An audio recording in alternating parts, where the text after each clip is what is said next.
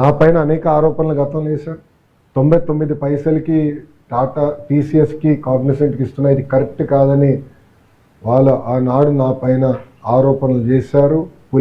Pulivendula MLA గారు కూడా స్వయంగా అది చెప్పారు. ఈరోజు నేను వాళ్ళని ప్రశ్నిస్తున్నాను. చేయాలా చేయకూడదా అని వాళ్ళని ప్రశ్నిస్తున్నాను.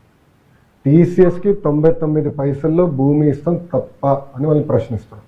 కాగ్నిసెంట్కి 99 పైసల్లో ఒక పాలసీ ద్వారా, లిఫ్ట్ పాలసీ ద్వారా అందిస్తాం తప్ప అని వాళ్ళని సూటిగా ప్రశ్నిస్తున్నా. ఇక్కడనే కోడిగుడ్డు మంత్రి ఉన్నాడు, ఆయన కూడా మాజీ మంత్రి ఉన్నాడు, కోడిగుడ్డు మాజీ మంత్రి, ఆయన కూడా అడగండి. వాళ్ళు 5 సంవత్సరాల్లో తీసుకురాలేని పరిశ్రమలు మొదటి 16 నెలల్లో మేము తీసుకొచ్చాం. అది మాకున్న చిత్తశుద్ధి. తీసుకొస్తామే కాదు, ఆ ప్రతి సంస్థ మేము గ్రౌండ్ చేస్తాం. తద్వారా యువతకి పెద్ద ఎత్తున ఉద్యోగాలు, ఉపాధి కల్పించే లక్ష్యంతో ప్రజాప్రభుత్వం పనిచేస్తుంది.